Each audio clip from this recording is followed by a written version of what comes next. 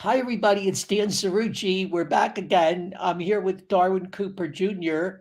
of Vineland. I say, he's a rising star in the Republican Party in South Jersey. We'll see what he says and we'll have a chat with him.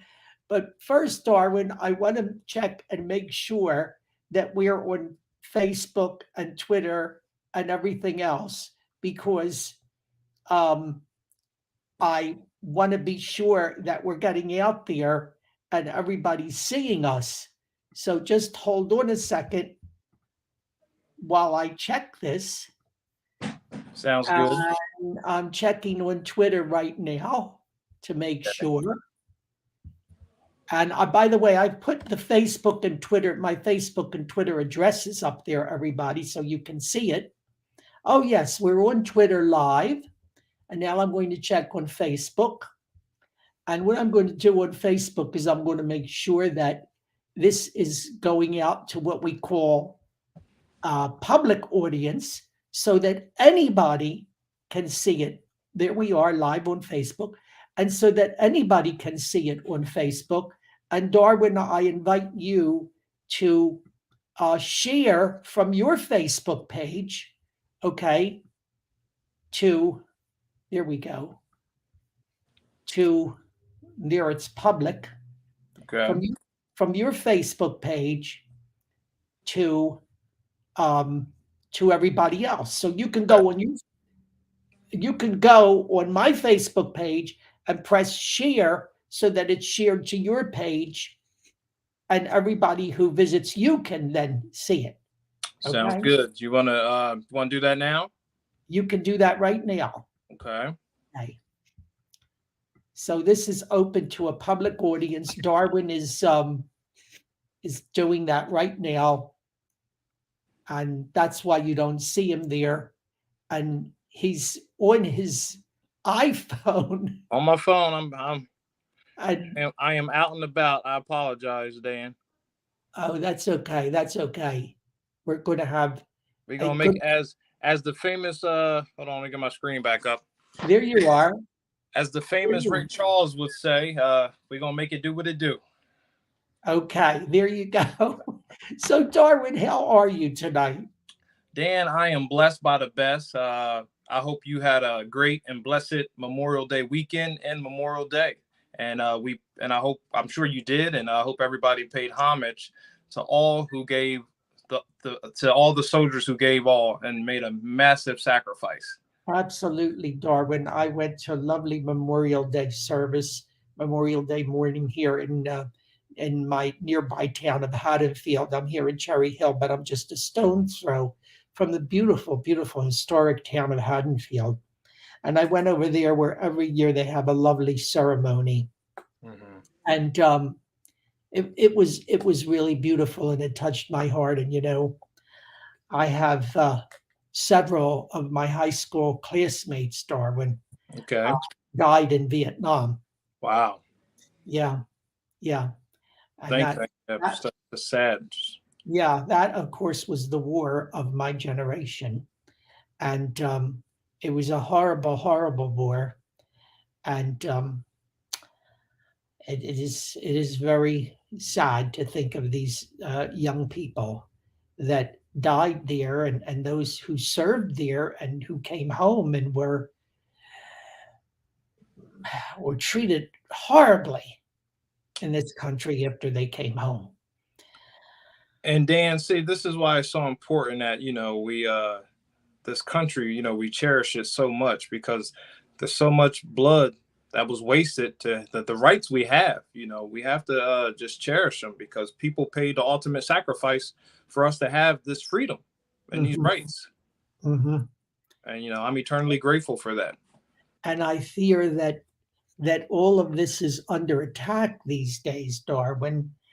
Now, for those of you who don't know, Darwin is in Vineland, where are you still chair of the Vineland Young Republicans, Darwin? Still chair of the Vineland YRs, but I just started a consultant firm, so I'm kind of might be handing that off to the vice president. And, my time is fully focused on, getting getting the business running and going. And so far, things have been going great. Wonderful. I'm glad to hear that. Is it like a political consulting firm? From government affairs, the marketing, the land use, to public relations, to political strategies. Also, it's a litany of things inside there that we connect with the best of the best experts. Being in this field for almost 10 years, I have connected with a lot of great folks. So that has truly helped me with this consulting business. Well, I know that you have connected with a lot of great people and a lot of important people, and you've worked very, very hard in the community. You're very civically minded, and you've worked very, very hard with the Republican Party there, with and for the Republican Party there in Cumberland County. You're a member of the Cumberland County Planning Board. You're a member of the Vineland Zoning Board. Let me ask you And this. a county committeeman for Cumberland GOP. Cumberland County committeeman. Tell us a little bit about your background. Are you from Vineland originally? From Bridgeton. I moved to Vineland probably about, say, 12 years ago, but Bridgeton boy, born and raised. Went to Bridgeton High School. From there, started, in the workforce with a underground utility company. Was working with them for a long time, and then decided, being in the political world and strategizing and everything, just started to go into the consultant firm world. Did that, doing that right now. Have 11-year-old son, Darwin Cooper. Keeps me on my toes every day. Just became a sneakerhead, so that's very interesting. Want every different pair of sneaks, Dan, and that's not cheap. Yeah, as you know. Is he collecting them and buying and selling them yet? Not that type. I can't wait till he's that type, because then he will take care of them. Start making some money. Then start making some money, but now he's not. I'm like, okay, some of these could range up to $200, $300 pair of shoes, and at least take care of them. But when you get to that level, when you actually a real sneakerhead, you're collecting them, selling them, and making a profit off them. But we're not there yet. I've seen photos of you on Facebook with your son, and you seem to have such a great relationship. And I know you spend a lot of time with him, and you're really working hard and trying to raise him properly. Absolutely, Dan. You know how it is. The father figure plays a major role everywhere, but and definitely in the inner city and the minority communities. You have to have that figure, that father figure there. And I try my best to be there for him. We have a great relationship. I'm blessed to have the relationship I have with my son. And it's kind of sad because he's getting older now. Now it used to be that 0 to 6 where he wanted to hang with me all over the place and go with me everywhere. Now it's like pulling teeth to drag him to a father and son event or to hang out with me. It's like, oh, that time, it's that stage now. Well, it's normal. It's normal. And Darwin, let me ask you this: how did you get involved in politics? How did that come about? Were you always interested in politics and public affairs, or did you have a teacher that sparked your interest? Where did that come from? Well, Dan, that's the $1 million question. People say, yeah, to be involved and so heavily involved and so long. Actually, it was family members, and I was like the black sheep, because my conservative views, and they were Democrat. So I started, I would say about 9 to 10, licking stamps and knocking on doors, but it was for the wrong party. In my mindset, it was for the Democrat Party. And I started with my family was involved with politics. Right. And I started with them and working on campaigns. And then once I got old enough to do my own research, I'm like, you know what? The conservative values align a lot with my personal values. And I'm like, okay, this is the path I'm going. And this is the beliefs. They have the same beliefs I have. And as people say, I left that Democrat plantation a long time ago, and I haven't gone back. Well, I started as a Democrat too. I was from a Democrat family, and I spent the first huge portion of my life, I would say the first third of my life as a Democrat. I was a very liberal Democrat, okay? And it was Ronald Reagan that made me a Republican, Ronald Reagan. And that was a turning point for me. And you know what they say? One of the things they say, Darwin, is that as you have more to conserve, you become more conservative. Okay. That's the truth. Which is only natural. Yeah. And it's the truth. As you say, the older, like you get a lot of the kids coming out. I talked to, I got talked to some friends who have older kids, and when they're in high school, getting into college, very, very liberal. When they get out, start having kids, get a family, house, and like you said, other important things, they're like, okay, now I'm more conservative. And because they see the what helps, what makes sense, the policies that make sense. Now, Dan, I do got to correct something. I never was a registered Democrat. When I was a kid, I had no choice to help on the left side, but I have always been a registered Republican. Wow. So let me ask you this. When you became a Republican, you registered as a Republican. Was your family upset about it? Oh, man, Dan, it was the black sheep. It was tough, but they got over it, eventually, after all, it's family. But holidays and dinner times are still very interesting. Wow. What is the draw of, because we know, you and I know, that the Republican Party, whose first president was Abraham Lincoln, and who can be viewed as the father of the Republican Party, the Republican Party that was the party of abolition, the party of abolition of slavery, okay? The major civil rights bills of the 1960s and early 70s would not have passed the Congress without Republican support. It was Republican support that made the difference, because Southern Democrats then, the South was solidly Democrat, Southern Democrats did not support those bills. No. So the Republican Party has been very important to the cause of freedom of minorities, and in particular African Americans. What has been the pull, the attraction of the Democrat Party for African Americans? Why do they remain so steadfast? Well, Dan, that's a very, very great and important question. And I have been asking myself the same thing for years. As Sir Charles Barkley would say, he says to the Black and brown communities, you've been voting Democrat for 50 years and nothing has changed. And it's the truth. And like I said, I've been in that environment, growing up in it, and it's a perpetuating cycle, because when you're taught young, Republicans are bad, they're racist, they only care for the rich, you can't relate to them until you can grow up and really do your own research. That's why when I'm in inner cities, and I have had a lot of folks change voter registration, because I educate. And when you educate someone, you liberate them. They open up their mind. They're seeing the information for themselves, and they're not being spoon-fed. But the Democrats truly, they come into the inner cities, and they truly spread their propaganda.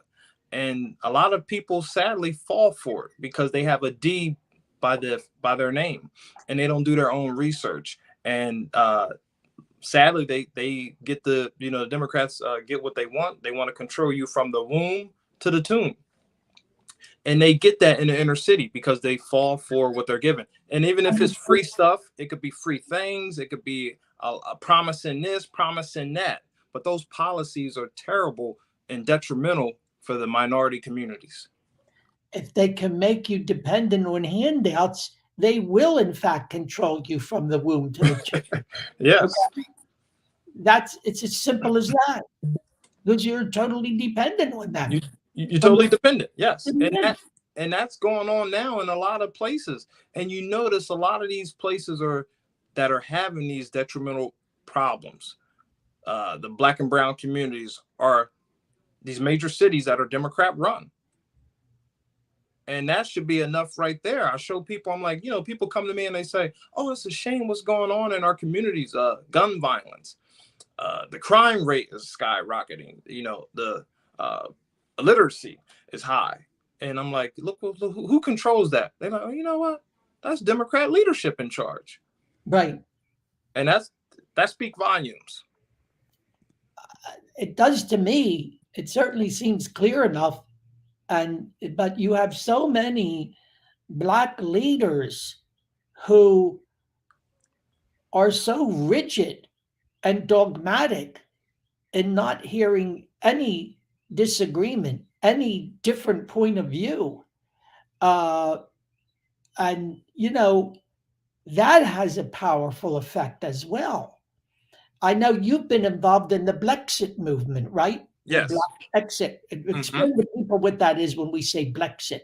Blexit is a great organization. Anybody's welcome. You don't have to be African American, but Candace Owens started it during the Trump era. When he ran, she was the original co-founder, or one of the original co-founders. And it's a lot of, now that is actually Blacks, younger, older, who were Democrats, who left the Democrat Party. A lot of that happened during Trump's first campaign and his first election win.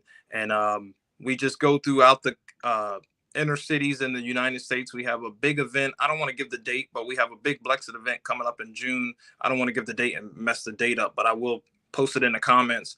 Naisha Parker runs it, and it's going to be in Egg Harbor Township at one of the parks. Everybody should come out and explore. Last year, it was at Cape May Zoo. Beautiful Blexit event. We had Blexit members from Passaic County, Central Jersey, all the way down to South Jersey attended. But it's just a great organization to meet like-minded folks who look like you. A lot of them look like us, me, and who have left the Democrat Party and have come over to the Republican side. I know it's a very powerful movement. The major media don't want you to know about it. Because it doesn't fit their narrative. That's right. It doesn't fit their narrative. The media are in the pocket of the liberal Democrats, in the pocket of the progressive movement. It's, as you know, I have worked with the media all my life, being in public relations. I've worked with them all my life. I know them very well. They've always been liberal. They've always been liberal, 90%. But now it is so brazen that there's not even the attempt of an appearance of impartiality. Okay, and the media they don't want you to know about things like Blexit. They don't want you to know about people like Darwin Cooper, who is African American and a Republican, and very involved with the Republican Party. Have you gotten a lot of pushback from other African Americans, Darwin? Oh, Dan, it's been tough. It wasn't bad for the longest, but when I've been a Republican since 2008. Okay. So getting out of high school in 2008. So it wasn't bad. It got bad, you probably know, when the 2015-16 presidential elections came and I came out supporting Donald J. Trump. Then it got terrible. Then it was like, oh man, you had to be looking around your shoulder to make sure you could say, yeah, I'm Republican and I support Trump. But yes, it was some really tough times to get through. And I'm glad to have members in the Republican Party and even family and friends who at the end of this, once the smoke cleared and said, we glad you were against the grain, but you never, folded. And you have always been there, supporting what you believe in. And we like that. Somebody who stood up and, has been there. Yep. Right. Well, the fact of the matter is that the unemployment rate was never as low for African Americans as it was during the presidency of Donald Trump. African Americans never had more opportunity, more access to jobs, and more upward mobility than they did during the Trump years. This is just a plain fact. It's a plain economic fact. Okay. You're right, Dan. It's facts. And I'm telling you, a lot of people woke up during the Trump era. Don't let the news see the news. Like I said, they won't share this stuff because it doesn't fit their narrative. But like myself, who didn't waver, who kept on pushing forward and spreading the message, people knew that low unemployment, unprecedented low unemployment rates in the Black and brown community when Trump was in office. And I spread that message and showed them facts and educated them. And a lot of the individuals in our inner cities and Black and brown communities switched. Trump had a lot of support in the minority communities. Even if I'm not mistaken, even voting, it was the highest Black vote that the white president got in a long time. Yes, it was one of the highest Black votes for a Republican presidential candidate. Yes, no question about it. He was definitely on a roll, particularly pre-pandemic. The pandemic reshuffled the whole deck. Okay? That's a whole nother matter. But that reshuffled the deck, unfortunately. And it changed so many things. We could spend hours talking about it, but we're not going to. Yeah. And you're right, Dan, that the pandemic changed a lot. The momentum, it changed everything. As you know, I ran for commissioner in 2020. Like you said, with the pandemic, we could talk about everything. And, in 2019, that year before, our state senator, Mike Testa, and our assemblyman, Antoine and Eric Simonson, Antoine McKellen, they won. They flipped the first. And that momentum was coming with us in 2020. But then, an unprecedented pandemic happened, and it just totally threw a wrench in it, like you said. But this upcoming next year's presidential election, the media might be saying Trump this, Trump that, he can't win. Now the numbers are they're showing the numbers. And when I'm out and about, I was just at a bunch of barbecues this past, yesterday, Memorial Day, Black barbecues. And family members and friends who are coming up to me saying, if the Democrats don't find somebody that's coherent and doesn't have any cognitive issues, yes, we're supporting Donald J. Trump. That's what you're hearing that from minority communities. There's no question about Donald Trump's alertness. Yes. I'm telling you, as a person who has written speeches for people and has helped people with public speaking all my life. This has been my whole life. I have never seen a man who has such a command of the language, the audience, speaks sentences and ideas that ordinary, everyday people can understand, reaches them. There is no halting to his speech. There's no bumbling. There's no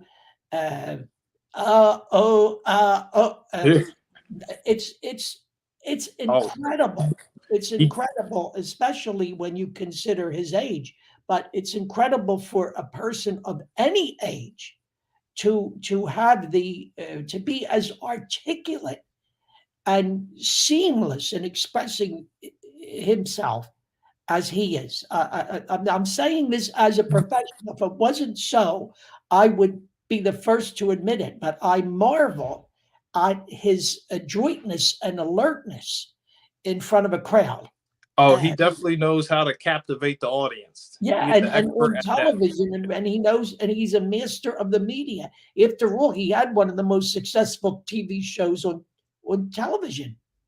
Very master of the media. I just watched a documentary not too long ago, and he said at his rallies, when he would look back there and over the crowd, and he would see all those news media cameras on, and when the red light was on, Trump knew what to say to captivate the attention. And when he ran in 2016, free advertisement. I mean, I always say any publicity is good publicity.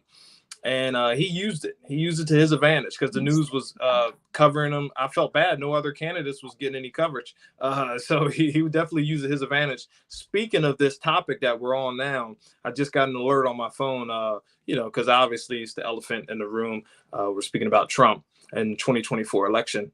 Ron DeSantis, I'm assuming, is going to declare. I know he tried to do it on Twitter, but it was like kind of a failure. He's definitely running.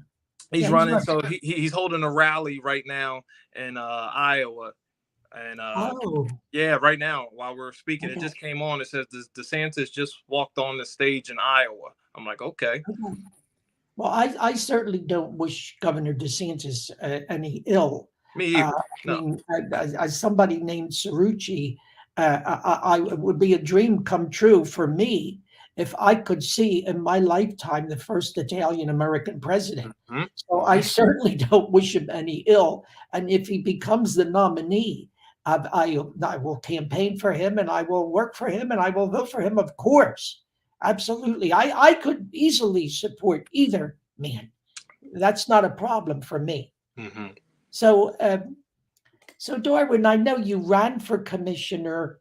Are you Cumberland County commissioner? We used to call them freeholders. Freeholders, yes. Mm-hmm. Now they're called commissioners. And you want to run, or you wanted to run again? What's happening on that? It was going to be a commissioner race, almost independent race this year, but obviously, I had some, we had some talks, and the party to me is always the bigger picture. You put the party first before yourself. Right. So obviously, if I ran, I have a big following, and it would have took a lot of votes from, I would have split a lot of votes down the middle.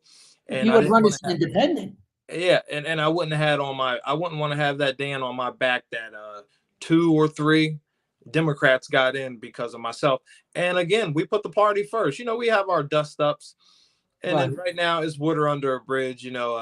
Family is how fights are. It happens, and we just dust things off, and we move forward, and we do our best to get Republican candidates elected. And that's what I'm doing right now on any local, state, federal level, that I can help. Well, I know you are, but Darwin, I hope they don't pass over you the next time, because I don't want to see someone like you passed over more than is absolutely necessary. I know you're a young man still, but I greatly admire your energy, your devotion, the passion that you bring. And I think that the work that you're doing on the planning and zoning board and with the young Republicans, of course, this is all contributing to your experience and your life in public service. Absolutely, Dan. I look forward, like I said, I look forward to getting back into the political arena soon, running the actual race. And like you said, the passion is there, and people, they stop me all the time, Dan. Now you catching up with me, Dan. People always say, Cooper, you're everywhere. And I say, you know why? It's hard to hit a moving target. But Dan, you everywhere too, brother. I mean, we are everywhere because, like you said, we love it and we put the party first. And people, well, I know because one of the reasons why we're having this conversation is because I kept running into you wherever I went to these various events. Most recently, we were both at the event with Scott Pressler. Yes, when he came to Camden County, and I mean, look at this guy, Scott Pressler, who's got so much energy, so much enthusiasm, and cannot be defeated. He is so tireless, and came really into the belly of the beast. Came into Camden County, where the Norcross regime, such as it is firmly in control. They have a iron-fisted grip on the government, and this guy comes in and draws a huge crowd, a huge crowd in Oakland. Oakland, yes, yes. What a great event! Like I said, Scott Pressler had an interview afterwards with his independent journalist that follows him around, and I said Scott Pressler could be anywhere in the country. And he's here in the Lion's Den, as you said, Dan, and he's given us vital information. And I truly hope everybody in that room took that in and had a takeaway from it, because if we can implement that information, we can win a lot of Republican elections. And he just had a wonderful presentation. Wonderful presentation. An amazing presentation. And one of the things he said, and I think you and I agree on this, Darwin, is Mhm. that the Republicans have got to get into the business of ballot harvesting. Yes. We've got to get into the early voting business, and we've got to do it big time if we're going to win. Dan, 110%. We've been having, we have the Cumberland GOP breakfasts, and we've been saying that for a while. We gotta get into this vote by mail, folks. I know when Trump ran his last election, it was kind of detrimental when he's saying don't vote by mail, but that's not the truth. You got vote by mail, folks. If we want to win, the Dems have it under control. They have it down pat. Yep.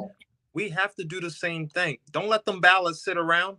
When you get them in the mail, fill them out. Do help your family members in the household. Send those things off soon as you get them, because Scott was, as you were there, Dan, Scott was giving us situations where candidates in other states came up so short and they could have won if this amount of people did sent their ballots off, or this amount of people came out, because look what happened. If you would have just sent that ballot off and voted, that next week during in-person voting, they had inclement weather, and a lot of folks couldn't get to the polling station. He was all about the numbers, and Yes. he nailed it. He nailed it on the numbers. And the fact of the matter is that a relatively small number of votes in about 4 states would have changed the outcome of the of election, the 2020 presidential election. Yep. Now, to hear the media tell it, it was a wipeout. Yeah. Trump was swamped. He was wiped out. But that's not what actually happened. No. Okay? That's not what actually happened. And if we had done better with the early voting, which came at us like a Trojan horse, all right? If we had done better with the early voting, which we weren't prepared for and didn't expect, this was all a creation of the Democrats. They had it all planned. That election would have been ours. But There's no use in going over. The answer is to change, correct, adapt, and move on.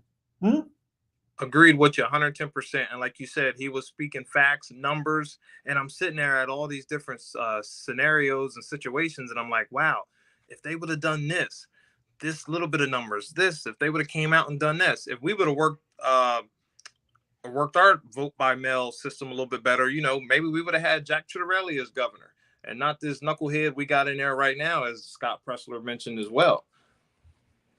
An absolute disaster in that respect. And look what's happening down in your area, in the shore area, Darwin, with these windmills that they want to put, that it will destroy our tourist industry in South Jersey. We've got whales and other aquatic creatures washing up onto the beach dead. The sonar tests and so forth that they're doing off the coast are disorienting these mammals and causing them to become confused, possibly hit by boats or whatever, because they don't know where they're going and they're washing up on shore. You don't have to be a rocket scientist to figure this out, what's going on here. Okay. It's terrible, Dan. The our ecosystem in the ocean is in disarray. I know we had our Republican senators and Assemblyman send Murphy some things to stop this until we could do farther tests and see if this is the sonar and the drilling out there for this offshore wind stuff is being so detrimental to these mammals. And again, he doesn't care. Like you said, he doesn't care when he said the Bill of Rights is above his pay grade. So obviously he could care less about some mammals floating up dead off the shore. And it's terrible because, like I said, I can't understand. You can't understand. You can't make this stuff up. Black and brown people voting for someone who said the Bill of Rights was above his pay grade. Okay? I don't understand how you could do that as a minority person. to vote for somebody. Just on that issue alone, and these were his actual words. This is not something we made up. No. Just on that issue alone, okay, he should have been rejected. But that's why we got to do, Dan, what Scott said. Republicans, stop ignoring these inner city places. You got to go to them, because the more you got to go to them and educate them, and that's all you got to do. Education is the key. And you can say, because they're just going to listen to the Democrats. It's like they said, they're going to be controlled from the womb to the tomb, and the Dems are just going to go in there and sell their propaganda.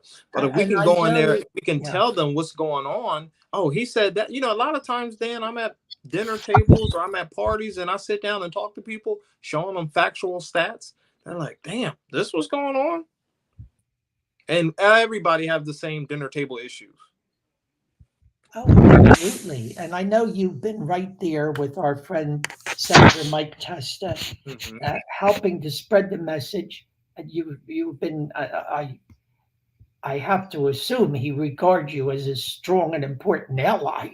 Oh, absolutely, absolutely, yes. Right here on the ground, you're at the grassroots, spreading the gospel of the message, so to speak, and which has really brought about a political earthquake in South Jersey, what I call it South Jersey. Oh yeah, the real, or you say that, I say the real South Jersey. The real South Jersey. We're talking about from below Camden County on down. Okay, below Camden County down. Yes. County on down. There's a real revolution occurring there. That part of the state is becoming increasingly red. Yes, absolutely. As you see this past, look at us in Cumberland County. For the first time in almost 20 years, we have Republican control on the commissioner board, freeholder board, commissioner board, whatever you want to call it. And if this year we win, it'll be a complete 7-0 Republican board. And our local races, we have Democrats who's been Democrats for a long time switching over to Republican. And now here is truly a red wave going on. And that started when Ed the Trucker won. That was a complete red wave down here. We had Republicans win across the counties and down here when that happened. Now, Darwin, I want to end with this. I know your faith is very important to you. Yes, Dan. I truly admire your faith. Talk a little bit about how and why this is so important to you. Growing up in the church, Dan, I'm truly blessed to be brought up in the house of God. And my son went to parochial school for a while. And, the faith is important to him. I keep him in the church, get him to go out on Sundays sometimes and hear the word. But it's important. This day and age, especially in this day and age, Dan, you need all the prayer. The state, the cities we live in, the counties in this country need all the prayer you can get. And I truly feel that we're in this state because we have, got away from that, keeping prayer, following the Lord, following that message, that religious message. And once a lot of people, when you get back on track, things, when you bring God in your life, things change. And I have some testimonies. So, when God has been so good, you got to praise him. And I try to praise him every chance I can get, because I know he has not done with us yet, and he has blessed us all richly. And, it's just an amazing, beautiful thing when you can, give God the glory of all the blessings that you have had. So you've actually lived it. Yes. Yep, going to chill. And like now we have a faith tour we're doing. Luz Vasquez down here in South Jersey has started it, and we don't go to politic. We just go to have church. Okay. And we go to every other Sunday we tour a different church in Cumberland County. Our assemblyman has been with us, Eric Simonson and Antoine McKellen. Luz Vasquez, our deputy BA for the county. And we have a great time. And it's always a warm welcome, and we get to have church, and it's a beautiful thing to hear the message of the Lord. And I enjoy it. And I try to, some people, and you see my religious posts I post. I love Right? posting Yes. them, Dan, Yes. because you should see the text messages and the inboxes I get that say, Darwin, I needed to hear that. Thank you. Because you don't know what somebody's going through. Oh, absolutely. Never know. That's something that a lot of people should remember. You never know what other people are going through. Yep. And where and how a word of encouragement or belief might affect them or help them. Or help them. Yes. I think it's wonderful that you're also meeting other people of faith and connecting with them and reaching out to them. It's all a beautiful thing. So, Darwin, this has been quite a conversation. We've gone for about 3/4 of an hour now. And like I say, we've been live on Twitter and on Facebook. This is also on my YouTube channel.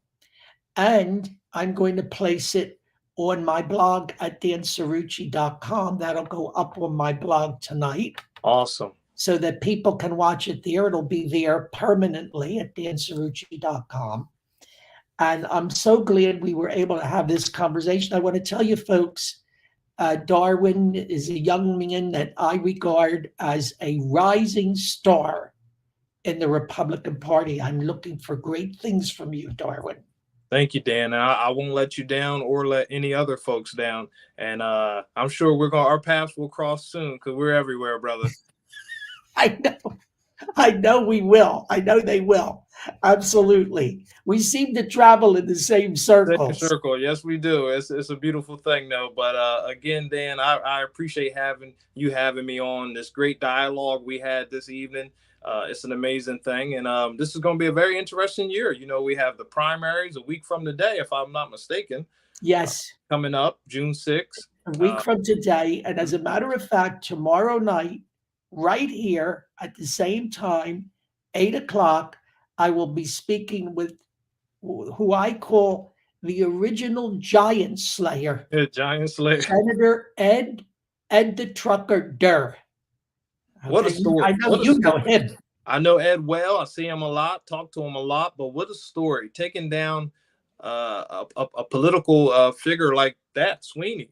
You got to give him credit and the amount of money he had to do it. But, that's what happens when, like you said, Dan, when you involve passion, grassroots, people who care about this state, tremendous things can happen. So God bless Ed the Trucker. And God bless you, Dan, and God bless your family. Well, thank you. And the same to you, Darwin. Thank you for being with us tonight. Take care. Thank you. Okay. You too. See you.